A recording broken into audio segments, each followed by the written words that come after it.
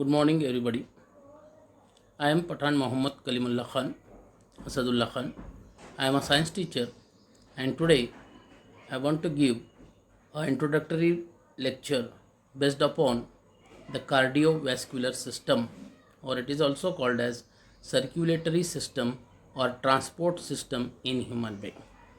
So let us learn about the cardiovascular system or transport system or circulatory system in case of human being.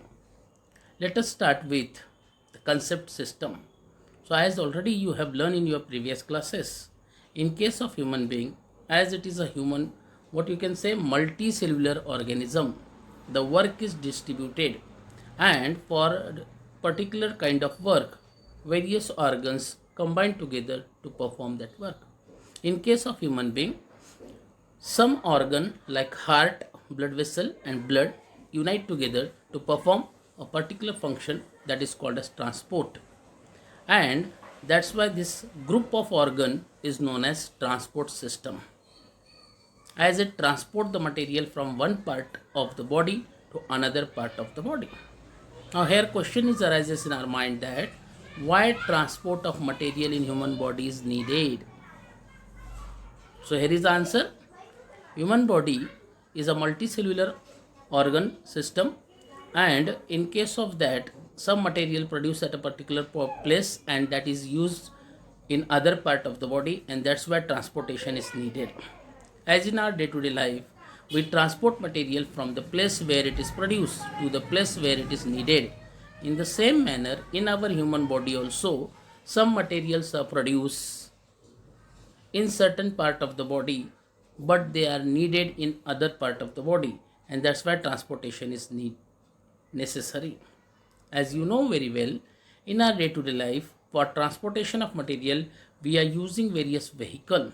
In the same manner, in case of human being, for transportation of material there is a blood, that is a medium through which material transport. Now why it is known as cardiovascular system?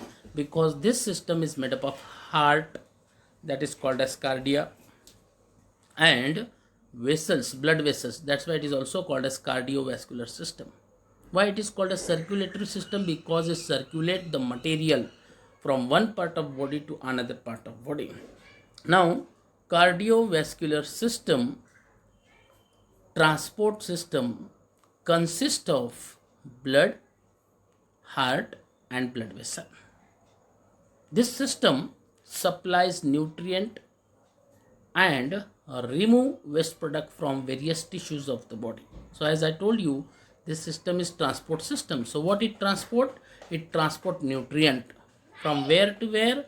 From small intestine to all parts of the body through blood, as well as it collect the waste material produced in different parts of body and bring to the kidney, from where it is removed out in the form of urine.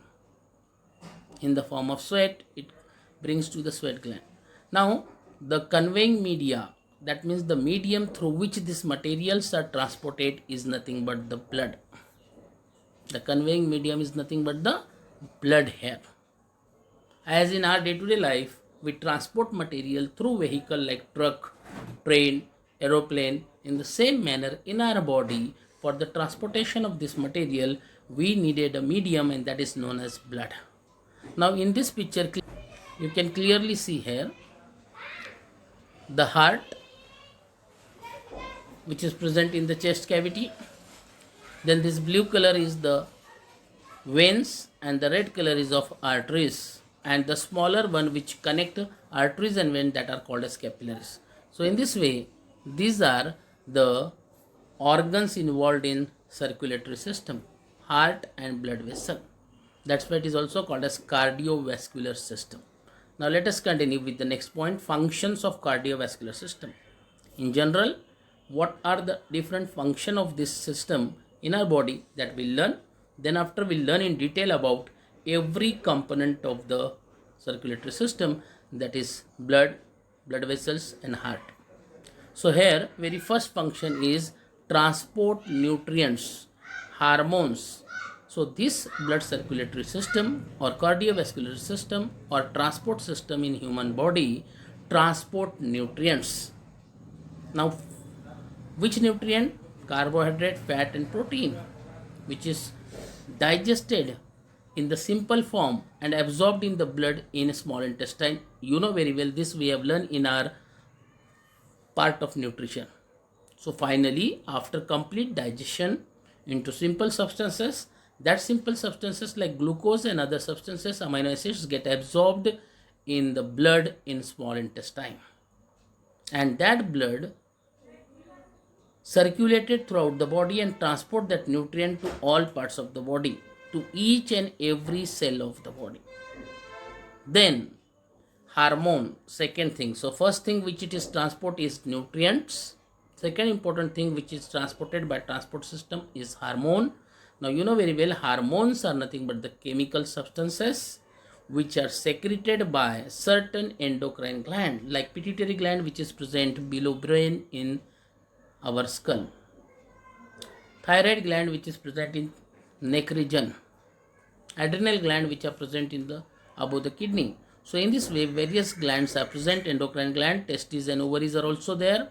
So these glands secrete certain chemical secretion that are known as hormone, and that hormone has their function in different part of the body. So these hormones transported by blood to various part of the body, that is called as target organ.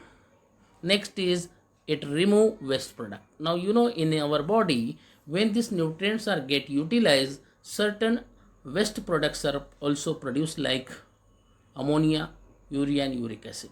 So this nitrogenous waste end products of metabolism in each and every cell is produced, that is collected by blood and bring back to kidney, from kidney which is removed out from the body in the form of urine. Next is gaseous exchange. You know there are two main gases which are required in our body. One is carbon dioxide, another one is oxygen. Now you know that when we respire, when we take air in that contain more oxygen, so that oxygen containing air goes to lungs. In the lungs, blood absorbs that oxygen, take to the heart, and from heart that blood is circulated to all parts of the body, and in this way oxygen is transported to all parts of the body.